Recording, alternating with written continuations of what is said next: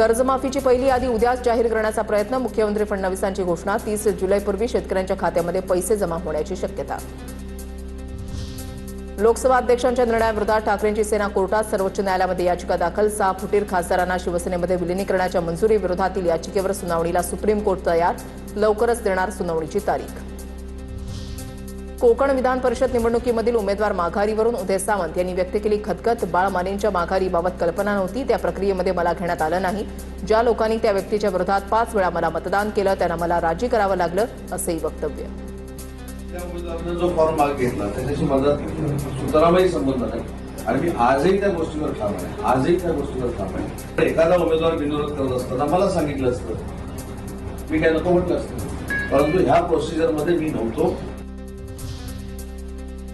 शंभू बॉर्डरवर पंजाब हरियाणामधील हजारो शेतकऱ्यांचा एल्गार. भारत अमेरिका मुक्त व्यापार विरोधात शेतकरी आक्रमक.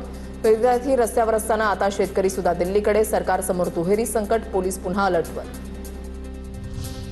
वंचित बहुजन आघाडीकडून 23 जुलैला मुंबई बंदची हाक. प्रकाश आंबेडकरांकडून मुंबई बंदची हाक. दिल्लीमधल्या सीजेपीच्या आंदोलनाच्या पार्श्वभूमीवर बंदची हाक. रवींद्र धंगेकरांसह त्यांच्या पत्नीच्या अटकपूर्व जामिनावर बुधवारी सुनावणी. पोलिसांना 1 दिवस म्हणणं सादर करण्यासाठी मुदत. खलील शेख आत्महत्या प्रकरणामध्ये धंगेकरांवर गुन्हा दाखल. कोल्हापूर आंतरराष्ट्रीय क्रिकेट स्टेडियमसाठी सामंजस्य करार. मुख्यमंत्री फडणवीस, उपमुख्यमंत्री सुनेत्रा पवार यांच्या उपस्थितीमध्ये करारावर स्वाक्षऱ्या. 35,000 प्रेक्षक क्षमतेचं जागतिक दर्जाचं मल्टी स्पोर्ट्स हब उभारणार. खेळाडूंना अत्याधुनिक सुविधा आणि स्थानिकांसाठी रोजगाराच्या नव्या संधी मिळणार असल्याची माहिती. मुख्यमंत्री देवेंद्र फडणवीस उद्या पंढरपूर दौऱ्यावर येण्याची शक्यता. पालकमंत्री जयकुमार गोरेंकडून दौऱ्याबाबत सूतोवाच. वाढदिवसाच्या निमित्तानं वारकऱ्यांचा आशीर्वाद घेण्यासाठी मुख्यमंत्र्यांच्या भेटीची अपेक्षा. वाखरी पालखी तळाची पाहणी. वारकरीच खरे व्हीआयपी असल्याचं गोरेंचं वक्तव्य. राज्यामध्ये एसआयआर कार्यक्रम सुरू. मात्र राजकीय पक्षांच्या कार्यालयामध्ये कॅम्प आयोजित करून एसआयआर अर्ज भरल्यास गंभीर कारवाई करू. राज्याच्या मुख्य निवडणूक अधिकाऱ्यांचा इशारा. आता पाहूया टॉप 9 मोठ्या बातम्या. सिडकोच्या प्रथम येणाऱ्याला प्राधान्य या तत्वावरील गृहनिर्माण योजनेची सोडत संपन्न. सोडतीमध्ये 8,795 भाग्यवंतांना आपल्या हक्काचं आणि पसंतीचं घर मिळालं.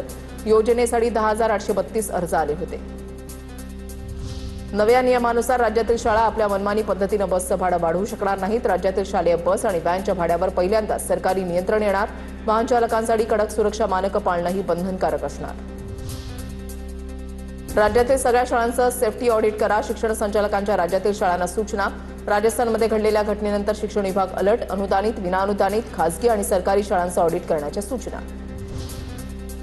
भंडारा जिल्ह्यामधल्या वैनगंगेच्या पाणी पातळीमध्ये वाढ. भंडारा, खमारी आणि कारधा जुना पूल वाहतुकीसाठी प्रशासनाकडून बंद.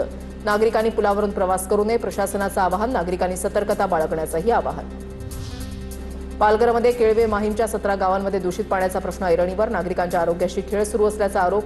पालघरच्या झांझरोळी धरणातून 17 गावांना होणाऱ्या पाणी पुरवठ्यात गढूळ, दुर्गंधीयुक्त आणि पिण्यास अयोग्य पाणी येत असल्याच्या अनेक तक्रारी. नमुने तपासणीसाठी पाठवले असता अहवालामध्ये पाणी पिण्यास अयोग्य असल्याचं स्पष्ट. मुंबई गोवा महामार्गावरील खड्ड्यांवर मलमपट्टीला सुरुवात. नागोठणे परिसरात दुरुस्ती. वाहन चालकांना तात्पुरता दिलासा. मुसळधार पावसामुळे उपाययोजना किती टिकणार असा नागरिकांचा सवाल. युरिया टंचाईनं संगमनेरमध्ये शेतकरी आक्रमक. महामार्गावर रास्ता रोको. खतासाठी पहाटेपासून रांगा. पुरवठा न झाल्यानं संतापाचा उद्रेक. बाळासाहेब थोरातांच्या आश्वासनानंतर आंदोलन मागे. रायगडच्या बालसई गावात चोरट्यांचा धुमाकूळ. एका रात्रीमध्ये 9 घरफोड्या. मंदिरातील मंगळसूत्र हिलंपास. रात्रीची गस्त वाढवावी, ग्रामस्थांची मागणी. राज्य सरकारकडून खासगी विद्यापीठांच्या नव्या मान्यता प्रक्रियेला तात्पुरती स्थगिती. विद्यार्थी पालकांच्या तक्रारींची दखल घेत शुल्क, शिक्षक भरती आणि नियमभंगांच्या मुद्द्यावरून सर्वंकष तपासणी केली जाणार. तपासणीनंतरच पुढील मान्यता प्रक्रियेबाबत निर्णय.